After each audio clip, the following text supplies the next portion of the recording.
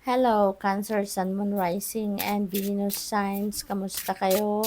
Sana po'y nasa mabuti kayong kalagayan. Welcome back po sa Star Tarot. Kung bago kayo rito, welcome din kayo. Thank you sa inyong support. I truly appreciate it. God bless you all. Cancer, paunang mensahe ninyo, Nine of Cups, napakaganda, napakabonggang-bongga nito. Kasi, wish fulfillment ito, no? Meron kayong wish na matutupad na sa ngayon.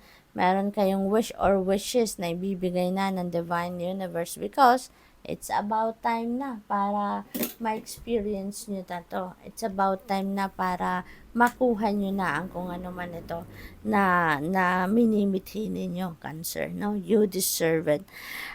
This is a time for happiness then, no? This is a time for falling in love din para sa iba sa inyo, no? So siguro meron din kayong ang iba sa inyo maaring papasok na sa isang love and romantic relationship, no? Possible din yan. What else? We have Hierophant energy, maaring mauwi, no? Yung manliligaw sa inyo dito, yung magpapahayag ng kanyang pag-ibig sa iyo, maaring mauwi agad yan, ano, sa kasalan. Maaring merong whirlwind romance dito na mga bubuo, no, between you and that person. Probably then, Cancer, no, maybe yung trabaho ninyo is katulad na lang ng mga mentor, life coach, no? Siguro your spiritual guide, spiritual counselor, yung mga ganon. Siguro din, spiritual person kayo, kaya siguro along those lines, no, mga ginagawa ninyo sa buhay at kayo yung nag-i-impart ng knowledge ninyo, nag-i-impart kayo sa mga tao ng inyong mga advice, ng inyong wisdom, ng inyong mga lessons and life na na-pick up ninyo sa buhay along your life's journey. Maaring kayo doon, no, yung nagbibigay ng advice.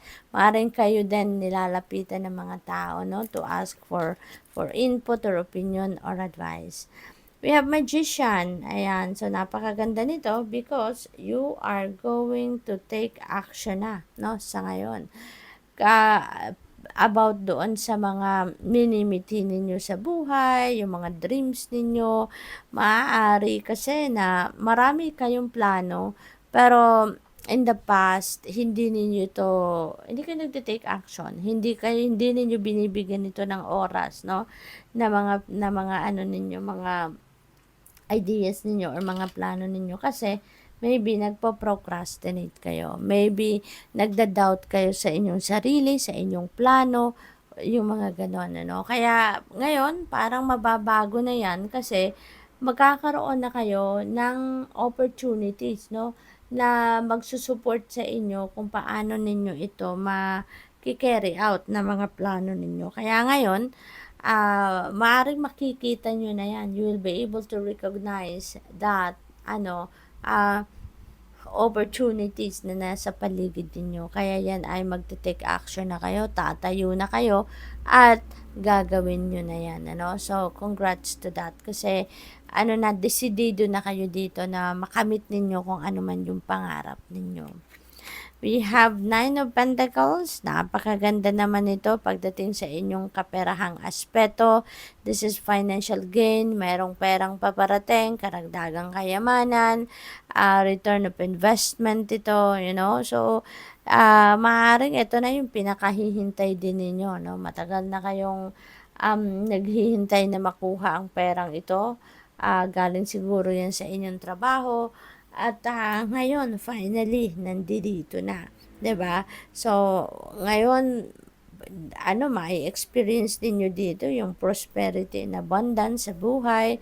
Magkakaroon na din kayo ng financial freedom at pati yung luxury, mararanasan nyo na din yung luxury na kahit papaano, magkakaroon kayo dito ng pagkakataon na ma-experience man lang, 'di ba, ang kaluwagan talaga sa pera, no? Yung kahit papaano makaka-afford na kayo ng mga bagay-bagay na matagal na ninyong gustong mabili, 'di ba? Yung mga ganon. So, good luck to that, Cancer. We have Three of Swords. Ayan. So, for some of you, no, nagkaroon kayo ng siguro sama ng loob, no? Nagkaroon kayo ng sama ng loob, na-frustrate kayo before, nasaktan kayo ng todo-todo. Maaring related yan sa pera, no? Kasi katabi niya si Nine of Pentacles. Siguro, sa trabaho na-frustrate kayo, siguro kasi maaaring nagkaroon ng pagkakataon dito dati na sana ay nakuha nyo na, no? Yung siguro promotion yan, siguro bonus yan, tapos naunsyame siguro, no? Siguro hindi natuloy, kaya na-frustrate kayo, na-disappoint kayo, pero that's already in the past, no? Ngayon nga lang, siguro meron kayong mga sitwasyon na nakakapagpaalala pa sa inyo ng sitwasyon na yon. Kaya minsan kapag naalala ninyo tulad ngayon, naiiyak pa rin kayo, no?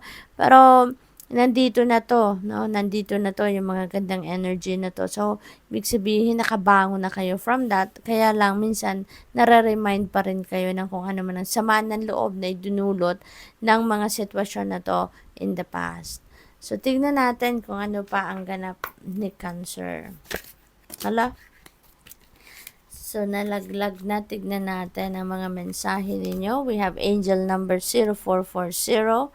Intuition. Ayan. Susundin daw ninyo ang inyong intuition because your intuition is on point. At this time, marami kayong insights dito na mapipick up, no, na makakatulong sa inyong sitwasyon. Sabi dito, follow your gut. It's more than just a feeling. Be real with people and focus on meaningful relationships. Remember, you also must bring value to the table. So treat others with respect or else karma will bite your ass. Ayan, 3 is a crowd. So, 101, starting over. Ayan, nag-fail kayo dito, no? Kaya, binibigyan kayo dito ng bagong pagkakataon na magsimulang muli. Sabi dito, happiness is linked to self-expression, growth, and experience. Learning from failures is key. Happiness is real, possible, and around. Understand its process and the pursuit of it. Joy is fluid. It's in the little things and the big ones. Fails are fun, so start fresh. Ayan. So, most likely, meron kayong failure na naranasan lately or in the past. Pero, binibigyan kayo ngayon ng opportunity to start fresh, no? Magsimula kayo ng bagong phase sa buhay ninyo. You're given that opportunity to bounce back ngayon, no? Bumawi kayo. We have angel number 0909, new beginnings. Ayan, magsisimula kayo ng bago. Magician energy, you're starting a new situation talaga sa buhay. There are great chances dito na nandiyan dyan sa inyong harapan sa ngayon. There are opportunities coming your way na makakasupport sa inyo dito sa inyong mga endeavor. Sabi dito, look out for an opportunity that might be a game changer. Ayan, so definitely, merong mga bagong oportunidad na kakatok sa inyo sa ngayon na magbabago ng inyong sitwasyon. You are completing something major. It feels good to level up. Close the old chapter, a new adventure will unravel. So definitely you're going to embrace a new phase in your life. So good luck. Thank you for watching. Love and light. Namaste.